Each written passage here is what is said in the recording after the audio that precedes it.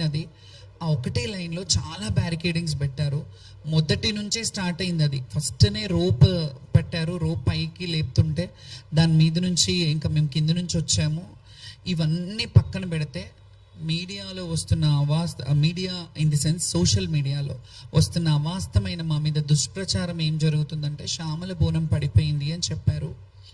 ఇది శ్యామల బోనం పడిపోలేదు, ఎప్పుడు పడలేదు, అలా పడొద్దని కూడా భగవంతుని కోరుకుంటాను. ఎప్పటికీ ఆ అమ్మవారి శక్తిని ఇవ్వాలని కోరుకుంటాను. ముందుగా ఈ మాట అయితే క్లియర్ చేస్తున్నాను, నా బోనం పడిపోలేదు. అండ్ నేను ఎక్కడ చెప్పలేదు నా బోనం పడిపోయిందని. ఇది వాళ్ళే కొన్ని ఛానళ్ళల్లో, కొన్ని యూట్యూబ్ ఛానల్స్లలో కావచ్చు, సోషల్ సైట్స్లలో కావచ్చు, సోషల్ ప్లాట్ఫామ్స్లో కావచ్చు, వాళ్ళే ఇట్లా బోనం పడిపోయింది, అట్లా జరిగింది, ఇట్లా జరిగిందని చెప్పారు. నా బోనం ఎక్కడా పడలేదు. కాకపోతే ఎప్పుడు వచ్చే విధంగా మాత్రం రాలేదు. ఆటపాటలతో, దప్పు వాయిద్యాలతో అట్లా వస్తుంటే చాలా బ్యారికేడ్స్, అంటే ఒక దగ్గర వదిలేరు, మళ్ళీ ఇంకో దగ్గరకు వచ్చేసరికి ఇంకో బ్యారికేడ్. మీరు చెప్పినట్టు మాతో 5 మందిని పంపిస్తానంటే అది కూడా పంపించలేదు. ఒకరిద్దరినే లాస్ట్ వరకు, ఒకరినో ఇద్దరినో పంపించారు. ఒడిబియ్యం మిస్ అయిపోయాం మేము అక్కడే, ఒడిబియ్యం కూడా వెనక్కి అయిపోయినాయి. సరే ఇవన్నీ అయ్యాయి, సంతోషంగా వాయిద్యాలను పెడతానన్నారు.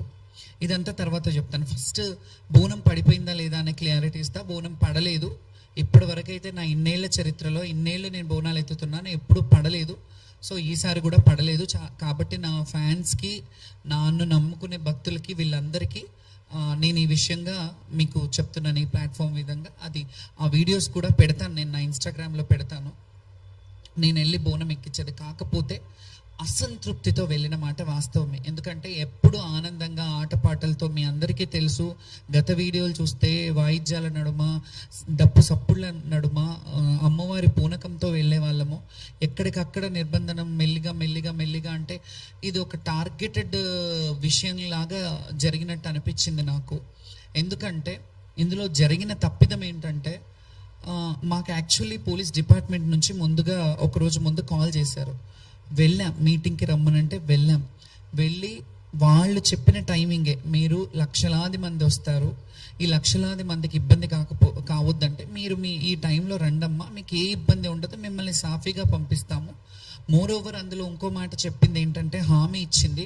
ఇది కూడా వీడియోలు ఉన్నాయి, నేను పెడతాను ఇవి.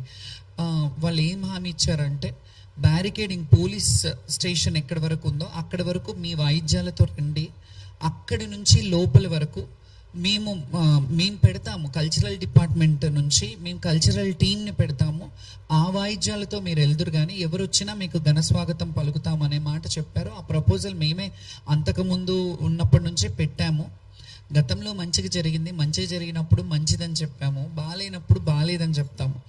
మంచిగా జరిగినా బాగాలేకపోయినా ఎలాగైనా సర్దుకోవాలనే విషయం ఈ తత్వం మాకు బోధపడలేదు, ఎలా సర్దుకోవాలి. ఎందుకంటే లక్షలాది మంది వచ్చే భక్తుల్లో మేము ఎన్నో సంవత్సరాలుగా మా జీవితాన్ని అమ్మవారికి అంకితం చేసి, మా జీవితంలో ఎన్ని ఒడిదుడుకులున్నా, ఎన్ని కష్ట నష్టాలున్నా, ఏ బాధలున్నా, ఎండ వాననక ఏది ఉన్నా, ఏది వచ్చినా, ఎలాంటి అవాక్కులు చెవాకులు వచ్చినా ఖచ్చితంగా సంవత్సరం అంతా ఆషాఢ మాసం ఎప్పుడు వస్తుంది, అమ్మకు బోనం ఎప్పుడు పెట్టాలి, మేము ఎప్పుడు వెళ్ళాలి, మేము ఎప్పుడు అలంకరించుకొని అమ్మకు కనపడాలి. ఎందుకంటే అలంకార ప్రియురం మేము, మా జీవితాలే అమ్మవారి సేవకు అంకితమైన వాళ్ళము. ఈ అలంకార ప్రియులం అనే ఇదిని మేము అమ్మవారిని ఆవహించుకొని అలా చక్కగా అమ్మవారికి మమ్మల్ని చూసి సంతోషిస్తుందేమో, అమ్మ మమ్మల్ని, ఆ బిడ్డలు వచ్చారు, నా బిడ్డలు చక్కగా వచ్చారు. ఎప్పుడైనా ఒక తల్లికి బిడ్డను చూసినప్పుడు వాళ్ళు చక్కగా ఉన్నారు, వాళ్ళు మంచిగా ఉన్నారంటేనే, వాళ్ళు హెల్త్గా వెల్త్గా అన్ని విధాలుగా బాగున్నారంటేనే అమ్మకు ఆనందం. అట్లాగే మేము అమ్మ బిడ్డలం కదా, మా తల్లిదండ్రులు అది ఉన్నా జీవితంలో వివక్షతకు గురైన జీవితాలు మావి. ఎవరికీ తెలియదు మా లొసుగులు ఏముంటాయి, మా మంచి చెడ్డలు ఏముంటాయి, మేము ఎలా అనుభవిస్తుంటాం, మా జీవన విధానం ఏంటి, మా జీవన శైలి ఏంటి ఎవరికి తెలియదు. మేము అలంకారం చేసుకొని వస్తాం, వాళ్ళకేంటి అన్నట్టు ఉంటారు. కానీ మేము కూడా ఎవరి ముందు అలా ప్రొజెక్ట్ చేయొద్దు అనుకుంటాం. ఎలా అంటే, మాకేదో సింపతి చూపించాలి, ఎవరో వచ్చి సింపతి చూపించాలని ఏ రోజు ఆలోచించాం. మేము స్ట్రాంగ్గా మా హక్కు, మా రైట్ ఇది. బోనాల కల్చర్ని రిప్రజెంట్ చేయడం మా హక్కు. బోనాల పండుగని ముందుకు భావితరాలకు చూపించాలి. ఈ కల్చరల్గా హిందుత్వంలో ఉన్న ఈ బోనాల పండుగ ఏదైతే ఉందో, బడుగు బలహీన వర్గ బిడ్డలు ఏదైతే చేసుకుంటున్న పండుగ ఉందో, ఈ పండుగని మేము చూపించడానికి ముందు భావితరాలకు చూపించాలి. ఇలా ఉంటాయి దేవాలయాలకు కట్టుబడి మేము దేవాలయాలకి ఎలాగైతే మేము కట్టుబాట్లు ఉండి కొన్ని దేవాలయాలని ప్రమోట్ చేస్తున్నామో, అవన్నీ గతంలో చూసినట్టయితే ఇన్ని వేల లక్షల మంది వచ్చేవాళ్ళు కాదు కదా. కొంతవరకు జనాలు వచ్చేవారు. జాతర అంటే జాతరలా జరిగేది. మేము ఎంతమంది 2004 పేపర్ కటింగ్స్ కూడా చూపిస్తాను. నేను చాలా పేపర్ కటింగ్స్ కూడా తీసుకొచ్చాను. ఎందుకంటే మీకు చరిత్ర తెలియాలి. నేను ఎప్పటి నుంచి అమ్మవారి సేవ చేస్తున్నాను, ఎప్పటి నుంచి లైమ్ లైట్లో ఉన్నాను. లైమ్ లైట్లో నేను నిన్న వచ్చి ఏదో ఆమె కొందరు ఏమని వాపోయారంటే సోషల్ మీడియాలో, ఆమె పబ్లిసిటీ స్టంట్ కావాలి అని అన్నారు. పబ్లిసిటీ స్టంట్ కావాలంటే ఈ ప్లాట్ఫామ్ అక్కర్లేదు. నేను 2011లో వీరంగం అనే సినిమా చేశాను. నేను అందులో హీరోయిన్ని. అందులో జోగిని వ్యవస్థ గురించి నేను పెట్టాను. నాకు లైమ్ లైట్ కొత్త ఏం కాదు. నేను పుట్టి బుద్ధెరిగినప్పటి నుంచి లైమ్ లైట్లోనే ఉన్నాను. నేను పుట్టి మా తల్లి ఒళ్ళో ఉన్నంత వరకు మా తల్లి లైమ్ లైట్లో ఉన్నాను. మా తల్లికి నేను ఫెమిలియర్. తర్వాత నేను ఊహ వచ్చినప్పటి నుంచి ప్రజలకు ఫెమిలియర్, జనాలకు ఫెమిలియర్. నేను ఇట్లా ఫెమిలియర్ పిచ్చి కానీ ఇంకేదో సోషల్ స్టంట్స్ చేయాలంటే నాకు చాలా వేస్ ఉన్నాయి. నేను అవి ఎంచుకోలేదు ఎప్పుడు. నన్ను నేను తగ్గించుకొని నన్ను నేను అంటే అనుభవము వయసు అనేది కూడా అంటారు కదా, అది వచ్చిన కొద్దికి నన్ను నేను చాలా కంట్రోల్డ్గా స్టేబుల్గా నన్ను నేను ప్రదర్శిస్తాను ఎవరి ముందు అయినా. ఎందుకంటే గతంలో చూసినప్పుడు చిన్నతనంలో చాలా సందర్భాల్లో దాన్ని ఇంటర్వ్యూలలో కూడా ఏడ్చేదాన్ని. చాలా స్ట్రాంగ్గా ఉండడానికి ప్రయత్నిస్తాను, ఉంటున్నాను కూడా. ఎందుకంటే మనం చూసి 10 మంది నేర్చుకుంటారు అనే దాన్ని బట్టి. సో దీంట్లో ఓవరాల్గా ఇవన్నీ చెప్పడం కంటే ఆ పోలీస్ డిపార్ట్మెంట్ వాళ్ళు పిలిపించి మమ్మల్ని మీరు ఈ టైంకి రమ్మన్నారు, ఆ టైంకి ఎస్ఐని పెట్టారు, వాళ్ళు కదా బాధ్యత వహించాలి. పోలీసుల మీద మేము ఇట్లా ఎందుకు చేశారు, మీరు ఇది కరెక్ట్ కాదు కదా అని అన్నాము. నెక్స్ట్ డే బోనాలు పడిపోయిన వాళ్ళే కొందరు బోనాలు పడిపోయినాయి అని చెప్పారు. ఇందులో ఓవరాల్గా మాకు ఇంకా మనసు నొచ్చుకున్న బాధ ఏంటంటే, కొంతమంది ఈ అపోహలు పెట్టి కొంతమంది ఏవైతే చేస్తున్నారో ఆ చర్యలు కావాలని చేస్తున్నారనే డౌట్ కూడా నాకు వస్తుంది. కొందరు మరి అది అధికారంలో ఉన్న వాళ్ళు చేస్తున్నారా, వేరే వాళ్ళు చేస్తున్నారా అనే డౌట్ నాకు కూడా వస్తుంది. మీకు ఎట్లా డౌట్ వస్తుందో నేను కూడా డౌట్ పడే హక్కు నాకుంది. ఎందుకంటే కొంతమంది జోగినీలను తీసుకొని కొన్ని సోషల్ మీడియాలు దుష్ప్రచారంలో చేతులు కడుక్కొని ఉన్నారు. ఎందుకంటే నేను స్పృహ తప్పిపోయాను, ఆమె స్పృహ తప్పిందంతా డ్రామా, యాక్టింగ్ చేస్తుందేమో, అట్లా ఇట్లా పడిపోయి మళ్ళీ లేచి మాట్లాడుతుంది అని అంటే, నేను అక్కడ చచ్చిపోలేదు, స్పృహ మాత్రమే తప్పాను. నాకు మంచినీళ్ళు తాగిపించారు, నాకు వాటర్ తాగిపించారు. యాక్చువల్లీ ఇంకొక విషయం చెప్తున్నాను. నేను ఈ క్వశ్చన్లన్నీ జనాలు తెలియాలని నేను ఈ ప్రెస్ మీట్ పెట్టాను. ఇవన్నీ చెప్తున్నారు కదా, నేను స్పృహ తప్పిపోయినాను కదా, నా డ్రామా అన్నప్పుడు అట్లీస్ట్ అక్కడ ఒక మెడికల్ క్యాంప్ ఉంటుంది కదా, మెడికల్ క్యాంప్ రావాలి కదా నాకు నీళ్ళు ఇవ్వడం. సరే పడిపోయాను, డ్రామా చేశాను, పక్కకి తీయడానికైనా రావాలి కదా ఎవరైనా రావాలి కదా. పోలీసు వాళ్ళు బోనం అక్కడ కొంతమంది శివశక్తులు వచ్చారు.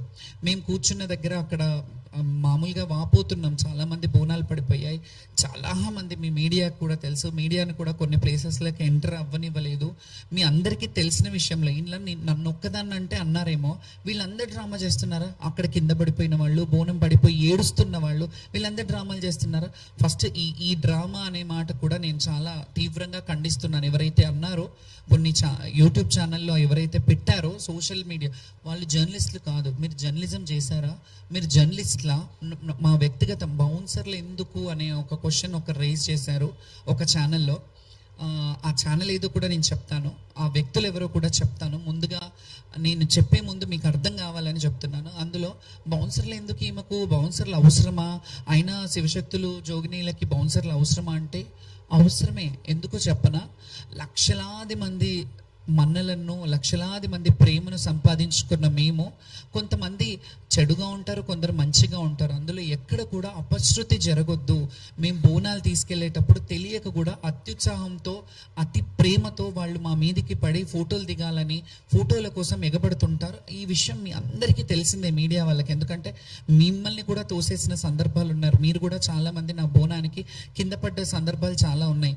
సో ఆ బౌన్సర్లను పెట్టుకున్నారంటే ఆ బోనం పడొద్దు, బోనం భంగం కావద్దు అని చెప్పి ఈ కల్చర్ని భ్రష్టు పట్టియొద్దు, కల్చర్ని రిప్రజెంటేషన్. నేను అమ్మకి 365 రోజులు మనకు అన్నం పెట్టే అమ్మకి మనం ఒక రోజు బోనం చేస్తున్నామంటే అది పవిత్రంగా తీసుకెళ్లాలని ఒక్క పొద్దుతో, ఉపవాసంతో మేము వెళ్ళి అమ్మవారికి నైవేద్యం ఆటపాటలతో, డప్పు చప్పుళ్లతో ఇవన్నీ వెళ్ళి మేము ప్రజెంట్ చేయడం జరుగుతుంది.